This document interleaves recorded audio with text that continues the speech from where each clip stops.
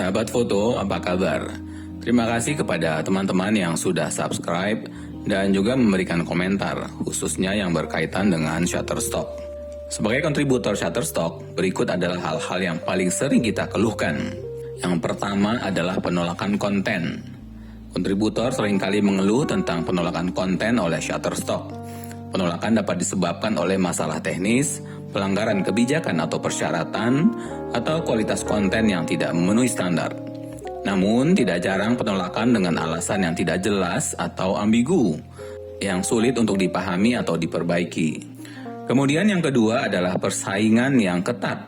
Shutterstock memiliki banyak kontributor yang aktif, sehingga persaingan dalam mendapatkan penjualan dapat sangat ketat.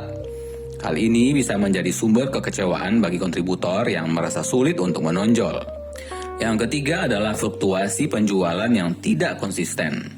Beberapa kontributor mungkin mengeluhkan fluktuasi yang tidak konsisten dalam penjualan mereka di Shutterstock, yang dapat membuat sulit untuk memprediksi penghasilan secara stabil. Kemudian yang keempat adalah keterbatasan dalam mendapatkan umpan balik.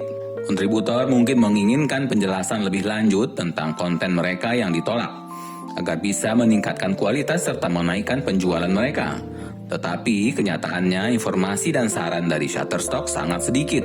Yang kelima adalah keterbatasan dalam pengiriman konten. Beberapa kontributor mungkin mengeluhkan batasan dalam jumlah konten yang dapat mereka kirimkan dalam periode waktu tertentu, yang dapat membatasi potensi pendapatan mereka.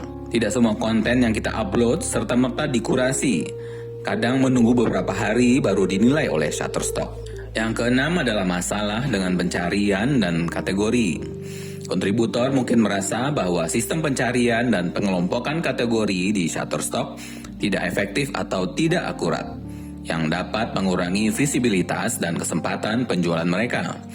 Kadang kita merasa konten kita kurang pas untuk dimasukkan ke dalam kategori yang tersedia. Kemudian yang ketujuh adalah kebijakan pelanggaran hak cipta yang ketat. Shutterstock menerapkan kebijakan yang ketat dalam hal pelanggaran hak cipta, yang mungkin membuat beberapa kontributor merasa sulit untuk memenuhi persyaratan dan menghindari pelanggaran yang tidak disengaja. Yang kedelapan adalah penghasilan yang rendah. Banyak kontributor merasa bahwa penghasilan yang mereka peroleh dari penjualan konten di Shutterstock tidak memadai. Mereka mungkin merasa bahwa persentase komisi yang diterima tidak sebanding dengan usaha yang telah mereka lakukan. Selanjutnya yang kesembilan adalah ketidakjelasan dalam algoritma pencarian. Kontributor kadang-kadang mengeluhkan tentang kurangnya transparansi dalam algoritma pencarian Shutterstock. Mereka mungkin merasa bahwa konten mereka tidak muncul dengan baik dalam hasil pencarian, sehingga mempengaruhi exposure dan penjualan mereka. Kurangnya fleksibilitas dalam persyaratan konten, kontributor kadang-kadang mengeluhkan tentang persyaratan yang kaku atau terlalu membatasi dalam pengiriman konten. Mereka mungkin merasa sulit untuk memenuhi semua persyaratan yang ditetapkan oleh Shutterstock. Beberapa kontributor merasa bahwa Shutterstock kurang dalam komunikasi dan transparansi terkait dengan kebijakan, perubahan platform, atau peringatan tentang masalah yang sedang terjadi. Mereka mungkin menginginkan lebih banyak informasi dan komunikasi yang terbuka dari Shutterstock. Berikutnya yang ke-10 adalah perubahan kebijakan yang tidak diinginkan. Perubahan kebijakan yang dilakukan oleh Shutterstock kadang-kadang menjadi sumber keluhan. Kontributor mungkin merasa tidak puas dengan perubahan tersebut dan menganggapnya merugikan bagi kepentingan mereka. Selanjutnya yang ke-11 adalah masalah teknis. Beberapa kontributor menghadapi masalah teknis dalam mengunggah atau mengelola konten mereka di platform Shutterstock. Masalah seperti kesalahan upload, kesalahan metadata, atau masalah akses ke akun dapat menyebabkan frustrasi dan kehilangan waktu. Berikutnya yang ke-12 adalah lambatnya respon dukungan pelanggan. Beberapa kontributor merasa bahwa respon dari tim dukungan pelanggan Shutterstock lambat atau tidak memadai.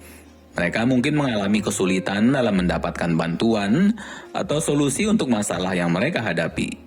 Pertanyaan yang diajukan via fasilitas Contact Us kadang tidak terjawab dengan memadai.